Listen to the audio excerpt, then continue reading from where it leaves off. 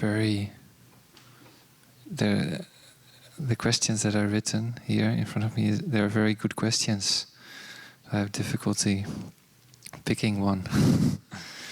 So thank you for these questions. So I will read one question, and then we can contemplate upon this question. Despite an enormous amount of local objection, a decision has been made to allow fracking near to where we live. How can we deal with this, knowing that Mother Earth will survive this sort of disruption, yet feeling that it is wrong on many levels? How best could we mindfully protest or act? Thank you.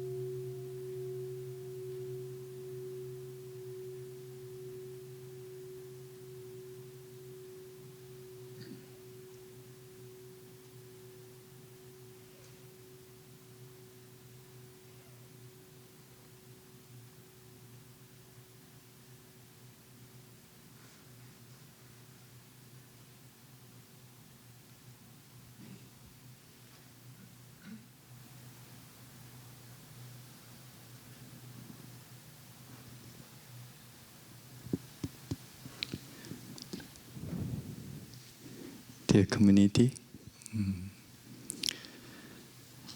I've learned a lot since I arrived in Plum Village. I've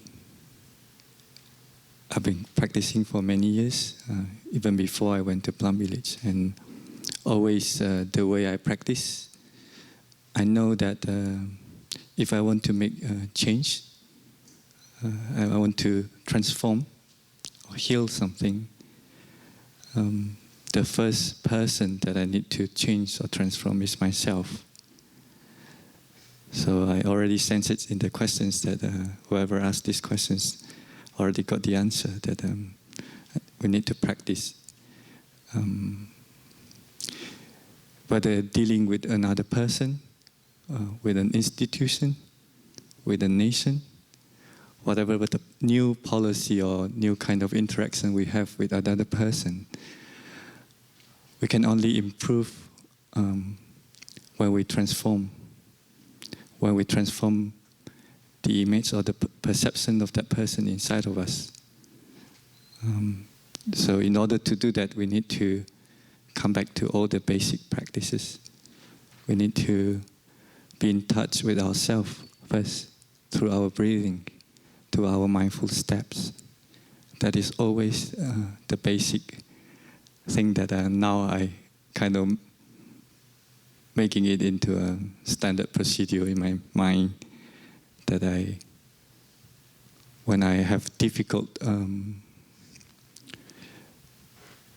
moments, difficult situations with another person, or with an organization, or with an institution, I know first thing I need to do is to take care of myself. Take care of myself through my mindfulness practice. And then if I'm able to transform that within me, then there will be hope. There will be at least, even if it is a very, very slim chance that we can stop fracking from going on in our neighborhood, in the city where we are staying. But we know for sure, at least there's one being that's suffer less because of that. And in order to bring that into a greater surrounding, we need to be the first to do that, to set an example that, yes, I know fracking is going on, and I look deeply into myself. Why is it going on? Because when we look deeply, we know that we are part of it. We are not free from it. The fracking is there because we are here.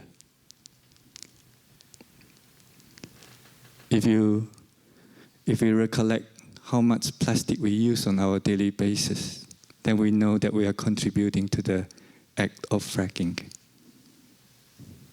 And we cannot blame the country, we cannot blame the institution or the company, whoever is doing this exploitation of Mother Earth. Because as a matter of fact, we are part of it still, and we are not free from it. So when I have this insight, when I have this understanding, then I start to look at the way I consume things. Since many years ago, if I go to a supermarket, I will bring my own shopping bag, always. And I've been practicing this for many years. And even if this is just a tiny bit that I can contribute to the world, to Mother Earth, I do it, knowing that it's for better. And I set an example for my friends, my family. Even if they are not doing it, they may cause me a little bit of frustration, I still do it. And if possible, if I forgot to bring my shopping bag, for instance, and they offer me a plastic bag, I would say no, if I can carry it. But if there's no means, then I take it, knowing the consequence that this plastic bag is going to take thousands of years for it to decompose. And so with that kind of looking deeply, we'll be able to see, and then we'll be able to make a slight change, no matter how small. Imagine if I do it, next person to me do it, everybody is doing, then it will bring about a bigger change.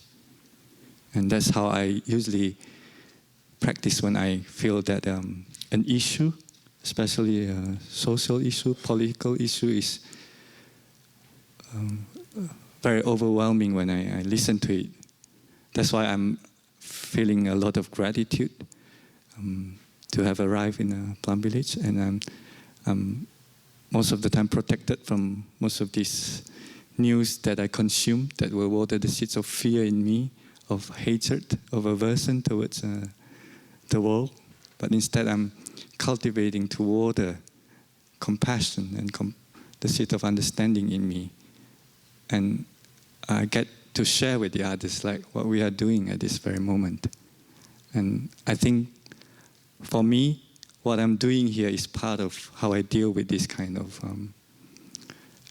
overwhelming situations that is happening around the world, including in my home country, in Indonesia, where the natural resources is being exploited, where forests is being burned to make space for palm plantation.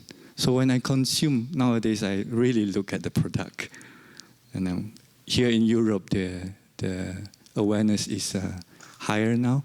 A lot of the products it doesn't contain any palm oil or any sub-product of palm oil. And when I consume, I'm also aware that this product is not exploiting the farmers. This product comes from a good source without using too much chemical. But there's only so much that I could do as a single person. So then I need a sangha, a community to support me. My voice alone will be drowned. I can scream on top of my lung, but I will not be heard. Then I would rather be silenced and let this silence be heard. And then this silence can be my mindful breath or can be my mindful step. So I think this is how I personally deal with this kind of things. I slowly moving towards having more insight and having more awareness. And I know because of my past habit energies, most of the time I'll still be dragged and come back to consuming the way I did and not being very mindful. But then I also tell myself I don't judge, I don't feel frustrated. Again, this is another journey for me. So I just enjoy it, and then I make mistake, I fall, I stand up, and I walk. This is how I deal with this situation. Thank you for listening.